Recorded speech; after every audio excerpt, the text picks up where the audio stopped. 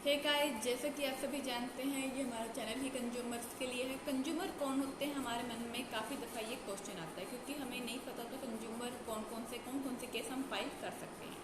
क्योंकि मेनली क्या होता है कि हमने कभी कंज्यूमर केस नहीं किया होता तो हमें कुछ पता नहीं होता। कभी कभार हमने जजमेंट, उनका लॉ, उनका कुछ भी नहीं पढ़ा होता। अभी हाल फिलहाल में जैसे कि 2019 में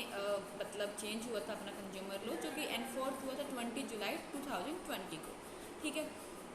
अब कंज्यूमर कौन होते हैं? मान लो मैंने किसी कोई मतलब कोई सामान खरीदा है कहीं लोकल शॉप से, ई कॉमर्स से, या बैंक की कोई सेवा ली है, कोई किसी एजुकेशन इंस्टीट्यूट की कोई सेवा ली है, प्राइवेट इंस्टीट्यूट की, या मैंने कोई सेवा ली है कहीं की भी, जैसे कि कोई मतलब वकील वगैरह की नहीं मानी जाती इसमें। एजुकेशन भी वो नहीं मानी जाती, जैसे कि हमने कोई एक्स्ट्रा करिकुलम एक्टिविटी जैसे कि स्विमिंग पूल की या कोई भी हमने हॉबी क्लास ज्वाइन की हो, उसका नहीं माना जाएगा। हाँ, यदि उसने अपने वादे किए हैं कि हम ये देंगे वो देंगे, ये नहीं, और वो वादे के अनुसार उसने वो फैसिलिटी ना दी हो, तब हाँ ये इसमें कवर होगा कि मतलब कि उसने ये फैसिलिटी नहीं दी और हमें इसी सुधार पे हमारा एडमिशन लिया गया और बाद में हमें बुद्धू बना दिया गया। ठीक है, तब तो ये बात फॉलो कर सकते हैं। अदरवाइज मतलब इस तरह एक्स्ट्रा करिकुलम को ही लेके सिर्फ हम पार्टी बनाएं कि उनको भाई हमें अच्छी सर्विस नहीं दी गई, तो वो नहीं बनेगा। अब मेनली हम जैसे कि किसी भी दुकान से, शॉप से कोई सेवा लेते हैं तो हमें क्या प्रॉब्लम आती है लोकल शॉप से, जैसे कि हमें कोई रिसिप्ट या इनवॉइस तो मिलता नहीं। ठीक है, तो यदि आपको वहाँ से किसी ने देखा हो आपको खरीदते हुए, तो ये भी बात बन जाती है कि हाँ वहाँ कोई या आसपास सीसीटीवी फुटेज हो, या आपने वहाँ से वो सामान लिया था, वो घर पे आने पे वो मतलब सामान एक्सपायरी डेट वगैरह निकला, उसमें ख़राब या, तो उसमें भी कर सकते हैं। तो ये मतलब मेनली तो पक्का इनवॉइस ही माना जाता है। जैसे कि हम ई कॉमर्स से कोई सामान लेते हैं, चाहे हम कोई पेनेट्री का सामान या कोई ग्रोसरी का सामान लें या अटायर्स लें, जैसे कि हम पहन रहे हैं जो, ठीक है, तो उसमें पक्का बिल मिलता है। यदि इसमें कोई कुछ भी डिफेक्टिव मिलता है तो, और उसमें हम उससे कंप्लेन भी करते हैं, कंपनी को इस पर मतलब हमें कोई रिलीफ नहीं देते, तो हम कंज्यूमर केस कर सकते हैं। एजुकेशन जैसे कि ये चाहे आप ऑफलाइन पढ़ रहे हो, मान लो उसने वादे किए कि हम आपको मतलब अच्छी प्लेसमेंट देंगे, इस टाइम पे आपको अच्छी तरीके से, हम अच्छी तरीके से टाइम देंगे आपको, इतने एडवांस लेवल के टीचर मिलेंगे, एडवांस लेवल के आपको अच्छे डेस्कटॉप मिलेंगे, आपको मतलब हम ये मतलब अच्छी तरीके के हम आपको सॉफ्टवेयर सिखाएंगे, या ये कोई ये ऐसी कोचिंग स्पोर्टेड, ये आपको हम अच्छी तरीके से आपको मतलब पास करवा के ही रहेंगे। ठीक है, और पास नहीं मतलब ये तो कहते हैं कि पास करवा के रहेंगे, गारंटी तो ले लेते हैं, लेकिन मेनली जब बच्चा नहीं पास होता तो फिर वो कहते हैं कि हमारा क्या कसूर। अभी एक आकाश इंस्टीट्यूट का मैंने केस पढ़ा था, तो उसमें उनकी जो फर्स्ट मतलब इंस्टॉलमेंट ली गई थी, तो उनको बच्चों को ये कहा गया था कि चलो ठीक है इसमें नहीं पास हुआ, हम सेकंड का वादा करते कि आपके बच्चों को पक्का पास करवा देंगे, तो उसको उसमें भी पास नहीं करवा पाए। तो उसके फादर ने केस किया था फाइल आकाश इंस्टीट्यूट पे। ये केस जजमेंट आपको ऑनलाइन मिल जाएगी, मैं इसका लिंक भी आपको दे दूँगी डिस्क्रिप्शन में। ठीक है, तो उसमें सेकंड इंस्टॉलमेंट ले ली, लेकिन बच्चा फिर फेल हो गया, लड़की थी वो कोई, एंड फिर फेल हो गई। तो उसके पिताजी ने क्या किया, कंज्यूमर केस किया, जिसमें कहा गया कि भाई उन्होंने वादे तो बड़े बड़े किए लेकिन अपनी बात को निभाने का दम नहीं था। ठीक है, तो उनको अपनी रिफंड भी फीस दी गई, उनकी फीस रिफंड की गई और कंपेंसेशन लिटिगेशन चार्जेस भी देने पड़े। ठीक है, एक केस आया था कंज्यूमर केस का कि भाई मतलब एक्स्ट्रा करिकुलम का लेके, कि एक आदमी का बच्चा था जो वो स्विमिंग पूल में मर गया था। इस बात का भी आपको कंज्यूमर केस का हम डिस्क्रिप्शन बॉक्स में दे देंगे लिंक। ठीक है, तो ये कहीं बैंगलोर वगैरह का आई थिंक का केस है कुछ। ठीक है, तो स्विमिंग पूल में मर गया था, तो जजमेंट ये निकली थी कि वो जो है गलत हुआ उसके पिताजी के साथ कि उसका बेटा मर गया उनकी लापरवाही के कारण, मतलब एजुकेशन वो जो स्कूल था जो भी था। लेकिन जो ये बात है वो क्रिमिनल कोर्ट में कर सकते हैं इसके ऊपर कोर्ट केस, लेकिन कंज्यूमर केस में नहीं, क्योंकि एक्स्ट्रा करिकुलम एक्टिविटी है। हाँ, यदि जैसे कि कोई भी एजुकेशन इंस्टीट्यूट ये कहता है कि हम आपको अलग से हॉबी क्लास देंगे, डांस सिखाएंगे, म्यूजिक सिखाएंगे, लेकिन वो बाद में नहीं सिखाते किसी भी कारण से, ठीक है, तो फिर स्टूडेंट कर सकता है केस फाइल कि वादे इतने बड़े बड़े किए, उसके आधार पर हमसे एडवांस फीस भी ली गई लेकिन बाद में कुछ नहीं दिया गया, वहाँ पे केस फाइल कर सकता है। ठीक है, अब कोई बैंकिंग सेवा है, बैंकिंग सेवा में हमने उनके कंज्यूमर होते हैं, मान लो हमारा पैसे बार बार डिडक्ट किए जा रहे हैं। ठीक है, हमें मतलब वहाँ पे अच्छे समय पर नेट बैंकिंग नहीं दी गई, या कुछ भी मतलब कुछ भी वट एवर कोई भी हमें समय पर सेवा नहीं दी गई, या मतलब एक केस इसके ऊपर भी हमने पढ़ा था बैंकिंग से रिलेटेड कि बैंक से पैसे चुरा लिए गए थे, मतलब उसकी साइबर क्राइम था कुछ। ठीक है, तो उन्होंने कहा कि थर्ड भाई ये हमारे साथ तो बहुत गलत हुआ, कहीं ना कहीं हमारे साथ भी गलत हुआ बैंक के साथ, तो हम इसमें क्या कर सकते हैं, हम भी तो इसमें पीड़ित हुए हैं, हम भी तो ग्रीवेंस मिली है। तो फिर ये गया था कंज्यूमर कोर्ट में मामला, तो वहाँ पे ये निकला था कि कहीं ना कहीं उनकी लापरवाही के कारण ये हुआ है। उन्होंने अपनी अच्छी तरीके से अपनी मतलब प्रोटेक्शन नहीं रखी थी बैंक वालों ने, तो साइबर क्राइम जो हुआ है उसमें बैंक रिस्पॉन्सिबल है। ठीक है, इसके ऊपर भी हम जो जजमेंट आया था उसका भी हम आपको लिंक दे देंगे ताकि आपकी इम्प्रूवमेंट हो नॉलेज की किस किस तरीके के केस फाइल होते हैं और कहाँ कहाँ एक जो कंज्यूमर है एम्पावर अपने आप को फील कर सकता है, कहाँ पे वो जब हैरेस हो रहा है, एक्सप्लॉइट हो रहा हो, तो कंज्यूमर केस करके अपने आप को अपने लिए जल्दी रिलीफ ले सकता है। ठीक है, तो ये केस हम आपको दे देंगे, इसका जजमेंट लिंक। तो इसमें क्या हुआ था कि भाई उसमें जो प्रोटेक्शन की कमी थी, मतलब उसमें कहीं ना कहीं मतलब उनकी सेफ्टी में कमी थी बैंक की। तो क्या हुआ कि फिर उसके ऊपर जो केस फाइल हुआ तो सुप्रीम कोर्ट में आई थिंक मामला गया था, पता नहीं कहाँ पे गया था, मैं इसका जो जजमेंट लिंक दूंगी, आप इसमें पढ़ लीजिएगा। तो उसमें ये था कि उनको बैंक को ये कहा गया कि उनका जो पैसा जो मतलब आप गया है आपकी कमी की वजह से, आपकी सिक्योरिटी की कमी से, तो वो उसका पैसा दीजिए और कंपेंसेशन भी दीजिए और लिटिगेशन जो चार्ज लगे हैं वो भी आप दीजिए, तब क्योंकि उनका वकील वगैरह का खर्चा भी हुआ होगा। ठीक है, तो ऐसे बहुत सारे केसेस जो होते हैं हम कंज्यूमर्स को नहीं पता होते, हम डर जाते हैं कि हाँ मे बी उनकी बात भी सही है, हाँ उनका भी तो घाटा हुआ ही है, हाँ उनका भी क्या कसूर है, अभी उनके मतलब एम्प्लॉय काम नहीं कर रहे, सर्विस वाले काम नहीं कर रहे, वो उनकी जिम्मेदारी, वो हमारी जिम्मेदारी नहीं है कि वो समय पर हमें सेवा नहीं दे पा रहे। तो यदि हमें उस समय पर सेवा नहीं दे पा रहे तो इसके ऊपर केस फाइल होगा। ठीक है, एक केस ये था मेडिकल नेग्लिजेंस का। तो अब इसी दफ़ा मेडिकल नेग्लिजेंस के केस को कोई साबित नहीं कर पाता क्योंकि मतलब इतनी नॉलेज किसी को नहीं होती, कई बार झूठे केस भी होते हैं, दोनों बात होती है कि झूठी केस भी होता है, कभी कभी नॉलेज की कमी भी होती है। तो मेडिकल नेग्लिजेंस में क्या होता है, जैसे कि एक केस मैं आपको बताना चाहूँगी, डेंटिस्ट के द्वारा एक हाल फिलहाल का मेरे आस पड़ोस का एक केस है।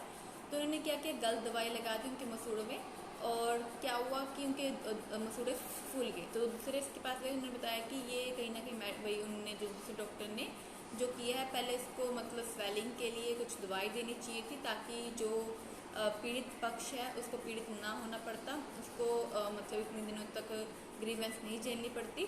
तो कहीं ना कहीं ये डॉक्टर की कमी है, क्योंकि ये झोला छाप से होते हैं कि गली में खोल के तो बैठ जाते हैं लेकिन वो काम करना नहीं आता। ठीक है, एक केस ये था कि कभी कभी जो बड़े बड़े हॉस्पिटल के होते हैं, एक केस हमारे यहाँ पानीपत का ही था, कौन सा था, रघुविंदर कुछ नाम है इस तरह। ठीक है, रविंद्रा हॉस्पिटल आई थिंक, हाँ। तो वहाँ क्या था, एक लेडी गई थी अपना कुछ आईसीयू में, उनका कुछ प्रॉब्लम हो गया था, आईसीयू में जाना पड़ गया था, तो उनको गलत इंजेक्शन लगा दिया गया था। गलत इंजेक्शन लगाने की वजह से उनके हाथ में स्वेलिंग हो गई थी। डॉक्टर ने कहा कि हमारी कोई गलती नहीं है। कई बार ऐसा हो जाता है जब उनके पीड़ित पक्ष के जो घर परिवार वाले ने उनको डांटा, तो उन्होंने इस बात पर अपनी गलती मानते हुए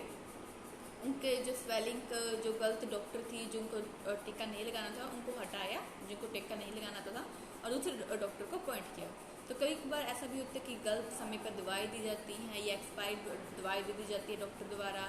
या होम्योपैथी डॉक्टर दूसरी तरीके की दवाइयाँ दे रहा हो, या गलत सुआ वगैरह मतलब वैक्सीनेशन कर दिया जाता है।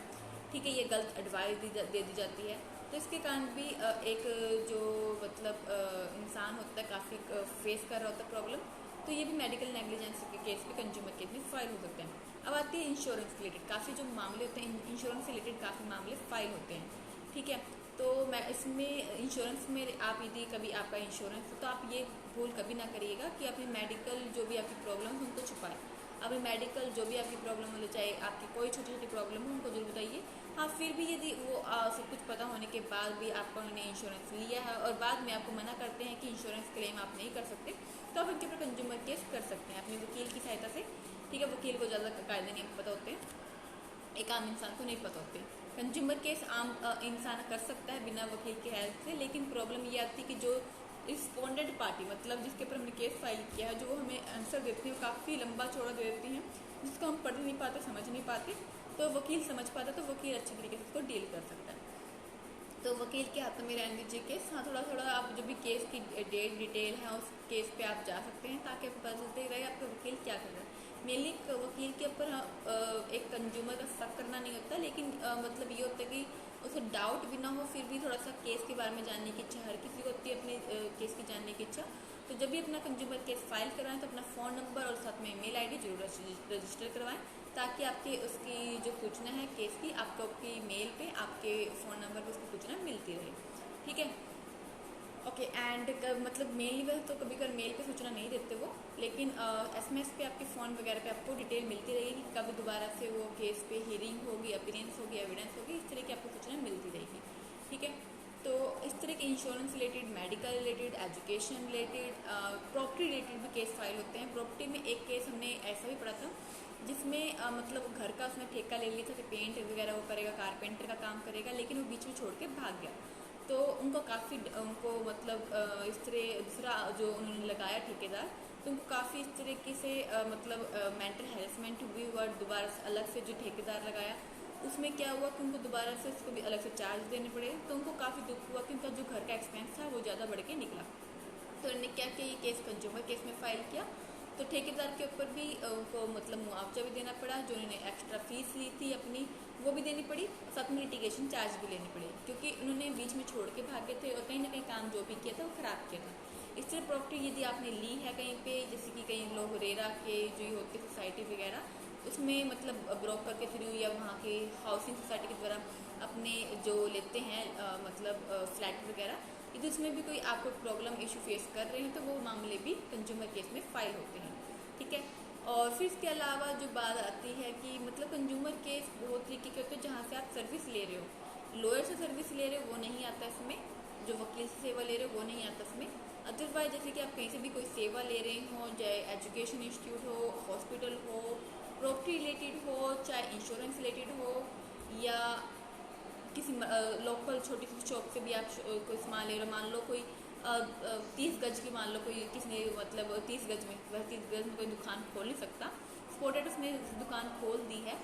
और उससे आपने कोई सामान लिया और आपको उससे कोई प्रॉब्लम हो गई है कि अच्छा सामान नहीं दिया, डिफेक्टिव सामान दिया, एक्सपायरी डेट उसकी हो चुकी है, ठीक है, ये एमआरपी ज़्यादा उसने वसूला है, तो भी आप कंज्यूमर केस फाइल कर सकते हैं। कंज्यूमर केस आप चाहे आप एक पिज़्ज़ा ले रहे हैं, चाहे आप कोई सा भी खाने पीने का सामान ले रहे हैं, रेस्टोरेंट वगैरह में आप खा पी के आ रहे हैं, यदि उसमें कोई जैसे कोई कॉकरोच वगैरह निकल जाता है या कोई बाल वगैरह निकल जाता है, जैसे कि केस हमने पढ़ा था चंडीगढ़ में कि एक जो औरत थी पता नहीं आग में था, पिज़्ज़ा खा रहा था, उसके इसमें बाल निकल गया था। ठीक है, तो उसने तुरंत की तुरंत मामला मतलब हाईलाइट किया, रेस्टोरेंट के मालिक को दिखाया, लेकिन रेस्टोरेंट का मालिक को कोई डांटने लगा, तो फिर वो मामला गया कंज्यूमर कोर्ट में क्योंकि पूरा एविडेंस उनके पास था। ठीक है, तो ये जो मामले होते हैं आप वहाँ पे भी केस फाइल कर सकते हैं। कभी कभार क्या होता है केएफसी में जो उनको मतलब मीट वगैरह मिलता है वो भी काफ़ी सड़ा हुआ होता है, या मतलब उसमें मतलब कुछ और प्रॉब्लम्स होती हैं। ठीक है, तो वो भी केस मामले जाते हैं कंज्यूमर कोर्ट में। इसी तरीके से यदि आप ढाबे वगैरह में भी खाना खा रहे हैं या रेस्टोरेंट में खाना खा रहे हैं और रेस्टोरेंट का मालिक आनाकानी कर रहा है भाई सर्विस देने में ढंग से, तो भी इसके ऊपर केस फाइल हो सकते हैं। हाँ, आजकल तो जैसे कि रेस्टोरेंट में सीसीटीवी फुटेज भी होती है, तो आप उस सीसीटीवी फुटेज को पुलिस की हेल्प से ले सकते हैं। यदि कुछ आपको जैसे कि खाने में बाल मिला है, कॉकरोच मिला है, या कोई अदर डेफिशिएंसी मिलती है सर्विस में कुछ भी, जिससे आपकी हेल्थ को प्रॉब्लम हो सकता है या आपके मान सम्मान को ठेस पहुँची, क्योंकि आप अगर हम खाना खा रहे हो तो बीच में कोई ऐसा कॉकरोच वगैरह निकल जाए या बाल निकल जाए, तो वो हमारी पार्टी जो होती है काफ़ी मतलब ख़राब हो जाती है। तो ऐसे मामले भी आप अपने कंज्यूमर केस में फाइल कर सकते हैं। ओके, इसके अलावा यदि कोई बुक से आप कोई शॉपिंग कर रहे हैं, बुक ले रहे हैं, बुक का एमआरपी ज़्यादा है या उसका एडिशन वो पुराना दे रहा है, आपको नई कह के बेच दिया उसने, तो ये मामले भी आप उसमें कंज्यूमर कोर्ट में फाइल कर सकते हैं। फिर कन्फेक्शनरी की शॉप में यदि आप जैसे कि वो लेने गए केक वगैरह लेने गए हैं, उसने बताया था कि ये 100 किलो का तो उतना नहीं, कोई लेता नहीं है केक, मतलब 1 किलो का है, 1.5 किलो का है, लेकिन उसकी जो वेट है कम है उससे जितना उसने बता के आपको बेचा है, तो ये भी मामले कंज्यूमर कोर्ट में फाइल हो सकते हैं कि वेट ज़्यादा बताया लेकिन वेट आपको कम मिला है, तो ये केस भी फाइल हो सकता है। या आपको कुछ और अदर मतलब किसी भी तरीके की आपको डेफिशिएंसी मिली है, ग्रीवेंस मिली है, आपको झूठा वादा कह के सामान बेच दिया गया, या आपको लारे लप्पे में या झूठा मतलब बातें कह के आपको कि हाँ भाई हम आपको सामान पहुंचा देंगे, लेकिन सामान नहीं पहुंचाया, जैसे कि ई कॉमर्स कंपनियाँ कभी क्या करती हैं, ये कहती है कि ये थर्ड पार्टी सामान है, हमारी कोई रिस्पॉन्सिबिलिटी नहीं है, तो ये बात वो नहीं कह सकते। थर्ड पार्टी सामान भी यदि वो बेच रहे हैं तो उसमें वो रिस्पॉन्सिबल हैं, क्योंकि मर्चेंट और सेलर दोनों रिस्पॉन्सिबल होते हैं कंज्यूमर केस में। तो ऐसा नहीं कह सकते कि वो मतलब सेलर का सामान है, आपका सामान नहीं है, हम उसको फुलफिल नहीं करते। मेनली अमेजोन ये कहता है कि ये सेलर फुलफिल कर रहा है, हम उसको फुलफिल नहीं कर रहे, तो यदि वो ऐसी मतलब डेफिशिएंसी सर्विस देते हैं, जो कि ई कॉमर्स कंपनियाँ ज़्यादा ऐसा करती हैं कि हमारा वो खुद का सामान नहीं है, सेलर का सामान है, तो यदि वो ऑर्डर कैंसिल कर दे, मतलब जैसे कि जिस दिन वो आना हो और नहीं आपको मिला हो, तो आपको कहीं ना कहीं मेंटल पेन होता है, आपको ट्रस्ट टूटता है कि आपका अभी सामान मिलने वाला था, आपको नहीं मिला, तो ये भी कंज्यूमर केस में फाइल होंगे केस। या आपको ये कहा गया कि आपको अगले दिन सामान मिलेगा, आपका गलती से आपने कैंसिल ऑर्डर कर दिया और कैंसिल ऑर्डर करने के बाद आपको पता चला कि आपने गलत कैंसिल ऑर्डर कर दिया है, ठीक है। जैसे कि कभी करके होता है कि हमारे पास 2 अकाउंट होते हैं, हमने एक का कैंसिल ऑर्डर कर दिया, दूसरा अकाउंट का हमने आना था जो सामान, मान लो थोड़े दिन बाद आना था, लेकिन वो पहले आ जाए, तो आपने उनको कॉल कर लिया हो कि ऐसे सेट को कि भाई हमें ये सामान चाहिए, और उन्होंने कह दिया हो कि हाँ ये सामान आपको मिल जाएगा, ये सामान आपको आज के आज में कल मिल जाएगा, लेकिन वो ना दे, तो आपको कहीं ना कहीं ट्रस्ट टूटता है, आपको वेट करना पड़ता है, आपको कहीं ना कहीं उसके कारण खामियाजा भुगतना पड़ता है। तो ये भी का मामले कंज्यूमर केस में फाइल हो सकते हैं। मेनली लोग क्या करते हैं, कंज्यूमर केस में फाइल करने से पहले जाते हैं, लीगल नोटिस पहुंचा देते हैं, मेनली कभी उससे ही आपको आपका रिफंड कंपेंसेशन मिल जाता है। यदि फिर भी आपको वहाँ से रिफंड कंपेंसेशन नहीं मिले,